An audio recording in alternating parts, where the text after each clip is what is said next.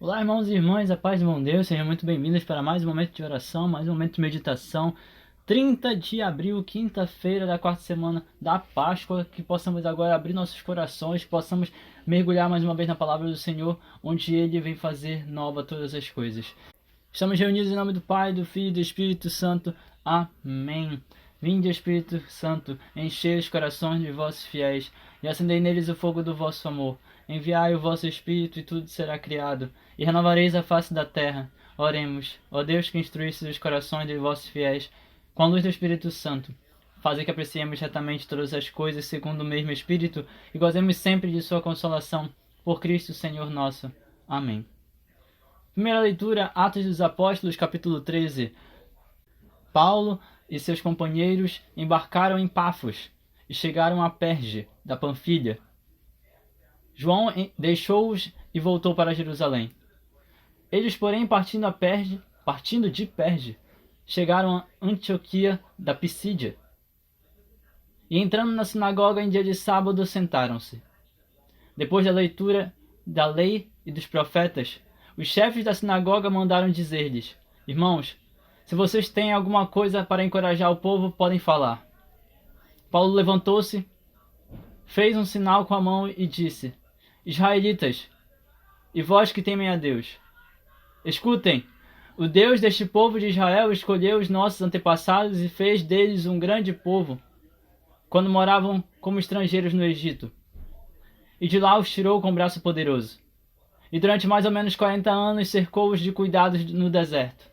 Destruiu 7 nações na terra de Canaã e passou para eles a posse do seu território.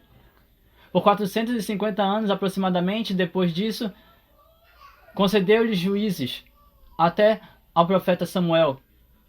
Em seguida, eles pediram um rei e Deus concedeu-lhes Saul, filho de Cis, da tribo de Benjamim, que reinou durante 40 anos. Em seguida, Deus fez surgir Davi como rei e assim testemunhou a seu respeito.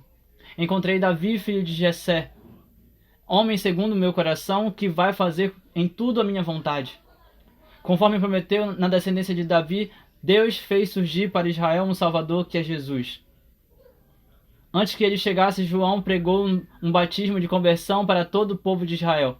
Estando para terminar sua missão, João declarou: Eu não sou aquele que pensam que eu sou. Mas vejam, depois de mim vem aquele do qual eu não mereço nem desamarrar as sandálias. Palavra do Senhor. Graças a Deus. Salmo responsorial. Ó Senhor, eu cantarei eternamente o vosso amor. Ó Senhor, eu cantarei eternamente o vosso amor. Ó Senhor, eu cantarei eternamente o vosso amor, e de geração em geração eu cantarei vossa verdade. Porque dissestes, o amor é garantido para sempre, e a vossa lealdade é tão firme como os céus. Encontrei e escolhi a Davi, meu servidor, e o ungi para ser rei com meu óleo consagrado. Estará sempre com ele minha mão onipotente, e meu braço poderoso há de ser a sua força. Não será surpreendido pela força do inimigo, nem o filho da maldade poderá prejudicá-lo. Diante dele esmagarei seus inimigos e agressores, ferirei e abaterei todos aqueles que o odeiam. Minha verdade e meu amor estarão sempre com ele, sua força e seu poder por meu nome crescerão. Ele então me invocará: Ó Senhor, vós sois meu Pai, sois meu Deus, sois meu rochedo, onde encontro a salvação. Ó Senhor, eu cantarei eternamente o vosso amor. O Senhor esteja conosco, Ele está no meio de nós. Evangelho de Jesus Cristo segundo São João. Glória a vós, Senhor. Depois de lavar os pés dos discípulos, Jesus lhes disse: em verdade vos digo, o servo não está acima de seu senhor, e o mensageiro não é maior do que aquele que o enviou. Se sabem disso, se sabem tudo isto e põem em prática, serão felizes. Eu não falo de vós todos. Eu conheço aqueles que escolhi, mas é preciso que se realize o que está nas Escrituras. Aquele que come o meu pão levantou contra mim o calcanhar. Desde agora vos digo isto, antes de acontecer, a fim de que, quando acontecer, creiam que eu sou. Em verdade vos digo, quem recebe aquele que eu enviar, me recebe. E quem me recebe, recebe aquele que me enviou. Palavra da salvação. Glória a vós, Senhor. Que as palavras do Santo Evangelho perdoem os nossos pecados e nos conduzam para a vida eterna. Amém. Gente, hoje nós temos uma situação muito interessante em relação à primeira leitura, em relação ao Evangelho. Particularmente a primeira leitura de hoje nos mostra, nos apresenta, como eu falei para vocês, né, um outro lado, digamos assim, o outro nome de São Paulo, né, ou melhor, o outro nome de Saulo de Tarso, neste caso.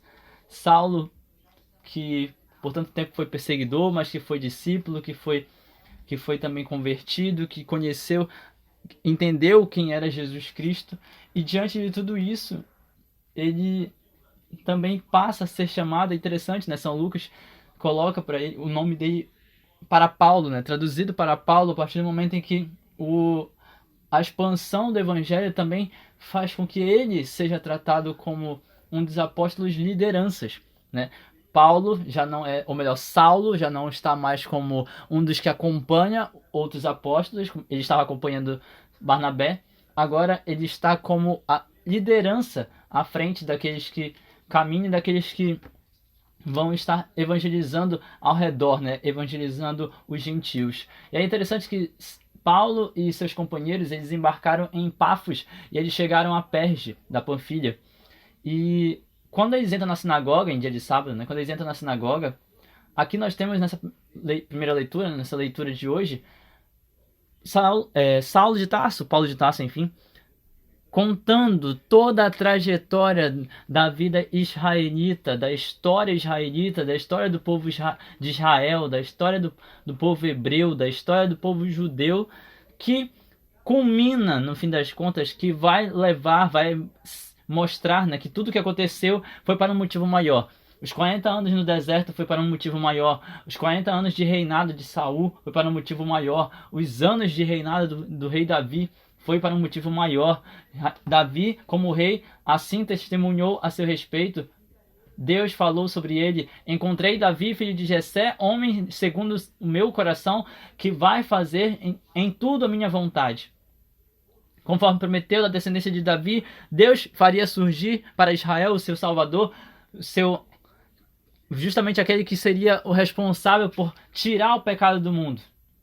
E aí, depois disso nós temos então, para culminar, né? Depois de todos os profetas maiores, depois dos profetas menores, nós temos então João Batista, que pregou um batismo de conversão para todo o povo de Israel.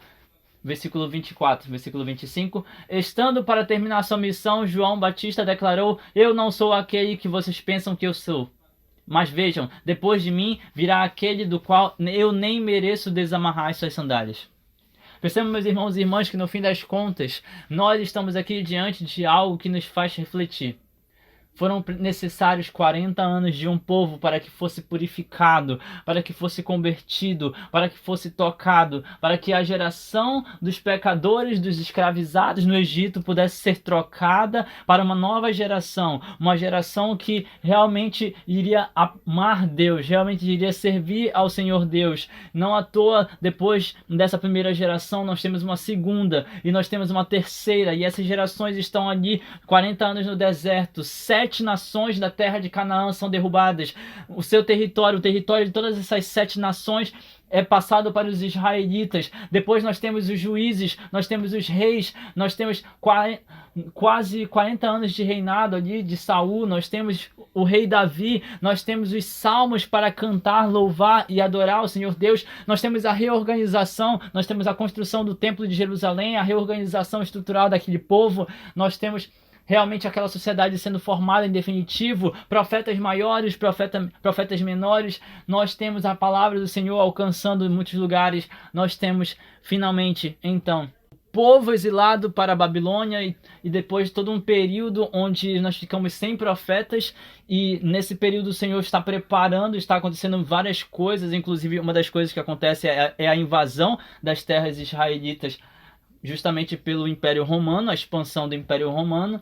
E aí começa a acontecer a helenização, né? O Império Romano que chega apresentando também um pouco daquilo que a cultura helenística, a cultura grega já apresentava, além do fato de que vários que faziam parte do Império Romano e também vários que eram politicamente eram os líderes da sociedade israelita, eles também começam a absorver um pouco dessa cultura, como é o caso também da escrita do latim, da escrita e da fala do latim, como é o caso também da escrita e da fala em grego. É aí que entra, por exemplo, meus irmãos e irmãs, nós temos então, com a chegada de João Batista, nós temos o profeta, né? Mas quando os evangelhos começam a falar de João e os evangelhos começam a ser escritos, já não estão mais sendo escritos em hebraico, aramaico, já estão sendo escritos em grego, né? Os evangelhos já são escritos em grego. E São Paulo, aqui na primeira leitura, nos Atos dos Apóstolos, que também foi escrito em grego pelo apóstolo Lucas,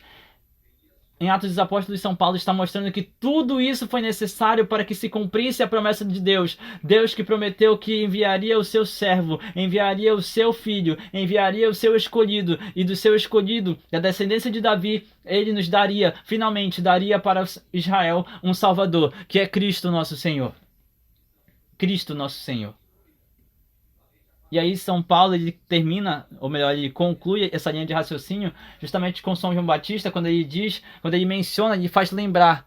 Lembrando que São Paulo, ele na época que ele estava como discípulo, né, na época que ele estava aprendendo dos apóstolos, ele escuta de São Pedro, ele escuta de Santo André, ele escuta de São João Evangelista, ele escuta de São Tiago Maior, ele escuta os testemunhos, ele escuta os relatos e ele entende então que João Batista, o último dos profetas, muito conhecido no povo judaico, porque ele é recente, ele tinha morrido recentemente, perto da época de São Paulo, perto da época dos apóstolos, ele morreu quando os apóstolos estavam caminhando com Jesus.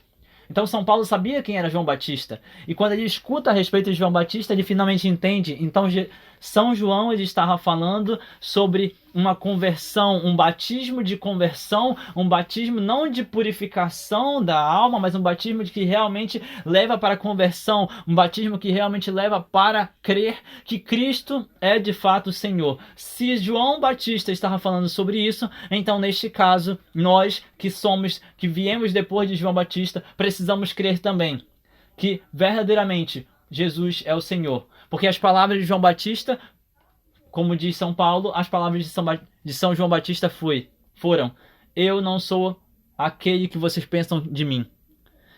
Eu não sou aqueles que vocês pensam que eu sou. Se antes vocês pensavam que São João Batista pudesse ser o profeta maior, se antes podiam se pensar que São João Batista era o Messias, São João fala: eu não sou aquele que vocês pensam que eu seja. Vejam, depois de mim virá aquele do qual eu nem sou digno, eu nem mereço desamarrar as sandálias. Isso é completamente uma forma de mostrar que Paulo, depois de compreender o mistério da encarnação de Jesus, depois de compreender o mistério da presença de Cristo, depois de compreender o mistério da caminhada de Cristo aqui, do ministério de Cristo na terra, depois de compreender que Jesus caminhou carregando a cruz, teve a sua paixão, morte e ressurreição, depois de tudo isso ele compreende todas as palavras, desde Gênesis até São João Batista, ele compreende. Finalmente ele compreende que tudo culmina, tudo leva a crer em Cristo, tudo leva a crer em Jesus. Deus fez surgir para Israel o Salvador, que é Jesus. Versículo 23.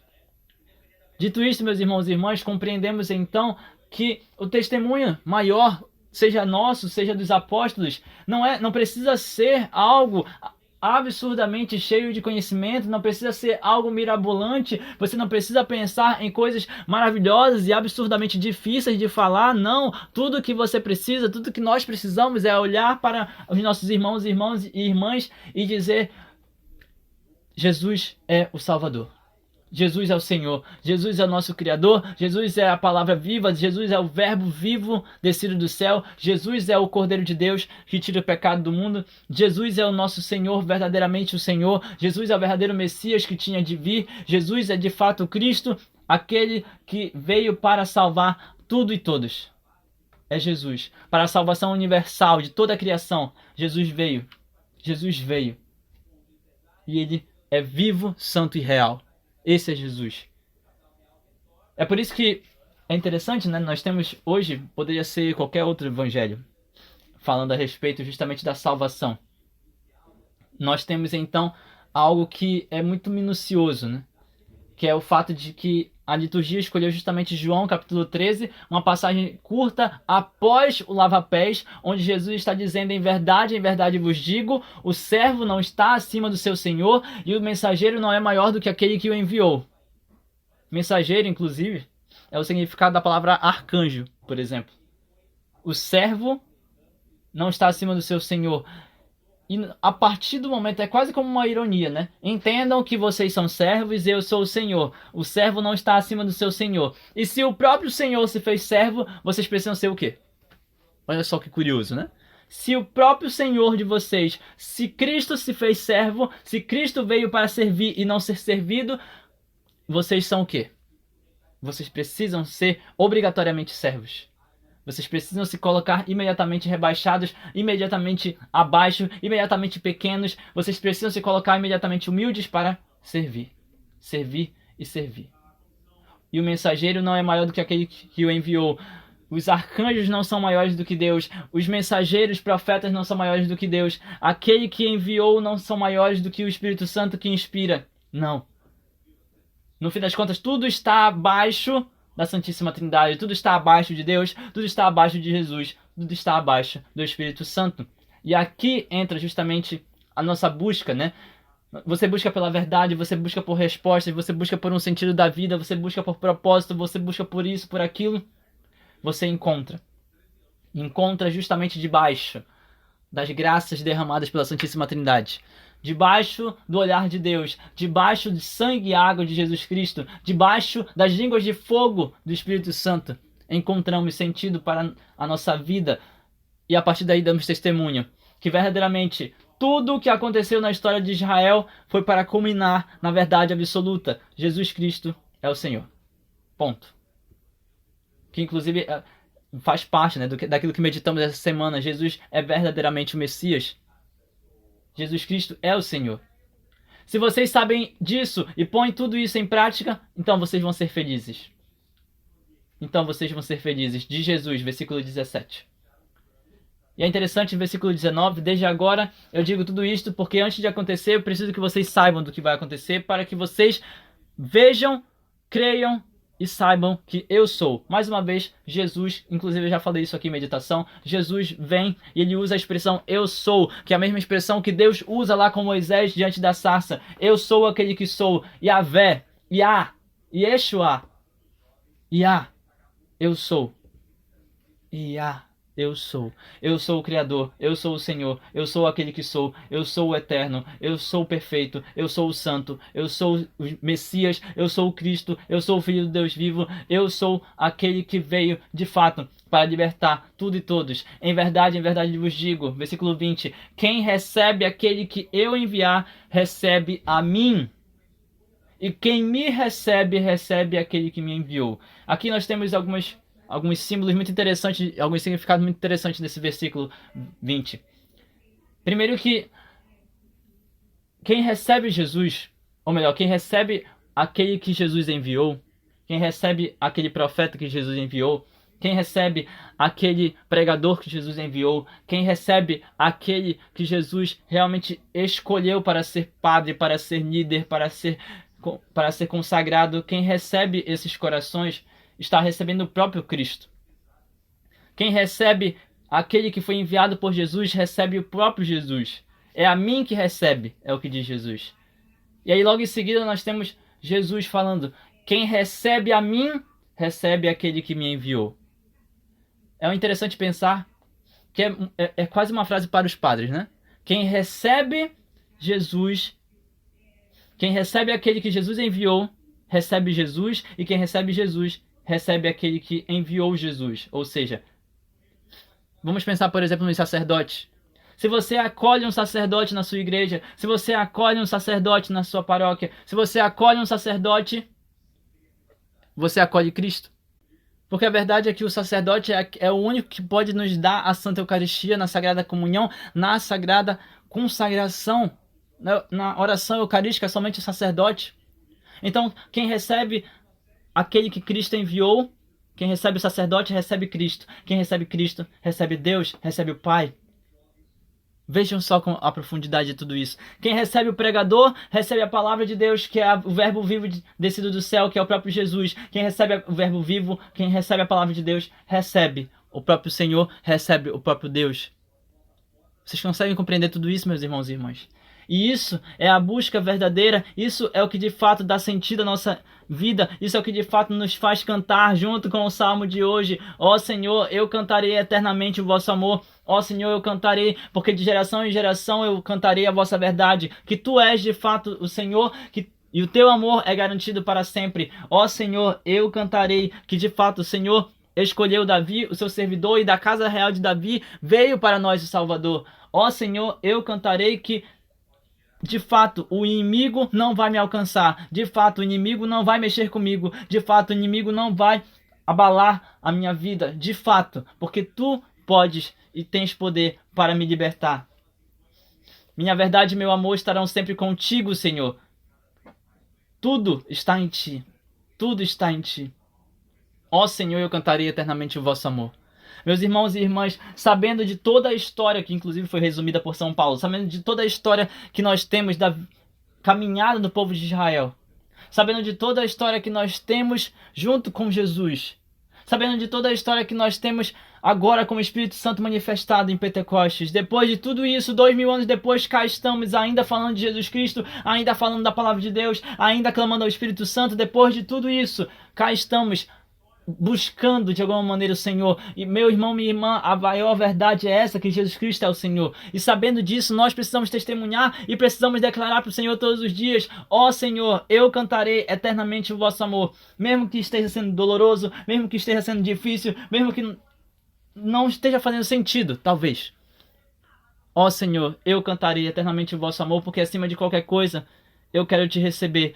Eu quero receber aquele que o Senhor enviar. E recebendo aquele que o Senhor enviar, recebendo a ti, eu quero de fato estar em ti. Eu quero, Senhor. Eternamente eu cantarei o vosso amor. Porque o Senhor é vivo, santo, real, tu és presente, tu és um Deus íntimo a nós. Bendito seja, Senhor. Vós sois meu Pai, sois o meu Deus, sois meu rochedo, onde encontro a salvação.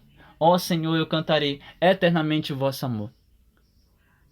Louvado seja nosso Senhor Jesus Cristo, para sempre seja louvado, com sua Mãe Maria Santíssima, seu Paizinho São José. Que as bênçãos do Deus misericordioso sejam derramadas sobre cada um de nós com sangue e água, em nome do Pai, do Filho e do Espírito Santo.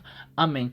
Até o próximo momento de meditação. Eu espero vocês aqui e que essa palavra alcance cada vez mais corações e possa de fato tocar profundamente aqueles que mais necessitarem.